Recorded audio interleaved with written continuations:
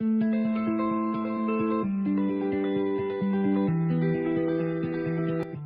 দিন মানেই হলো একটু ঘর থেকে বের হওয়া, একটু ঘুরতে যাওয়া।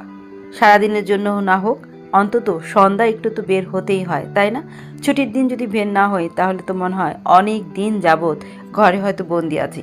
তাই ছুটির দিন মানেই একটু বের হতে হবে।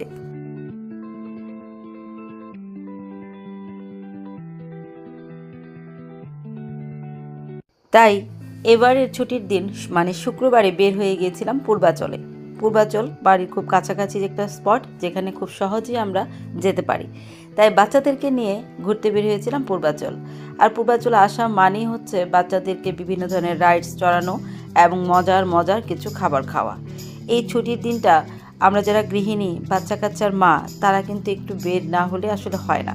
একটু বের হবেন, দেখবেন সারাদিনে যত ক্লান্তি শেষ হয়ে যাবে।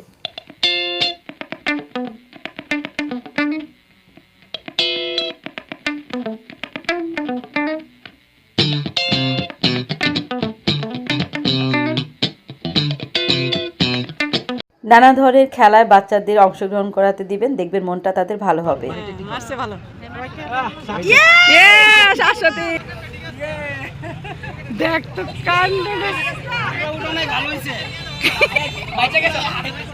সারাটা দিন সংসারের কাজকর্ম করে আমরা যারা গৃহিণী তারা কিন্তু একটু হাঁপিয়ে উঠি।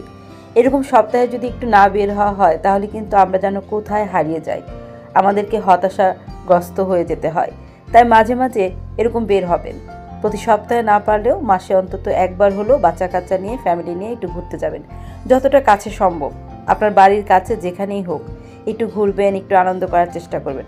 আমাদের বয়স হয়ে যাচ্ছে, আমরা কিন্তু দিনে দিনে আনন্দগুলো হারিয়ে ফেলছি। কিন্তু এই বাচ্চাদের সাথে যখন আনন্দ করবেন, মাঝে মাঝে ইচ্ছার বিরুদ্ধেই করবেন, দেখবেন আপনার নিজেরও সেই সময়টা কত ভালো যাবে। এবং এগুলো যখন আপনি সারা সপ্তাহ মনে করবেন, আপনার মনটার মধ্যে একটা বিশেষ আনন্দ দেখা দিবে।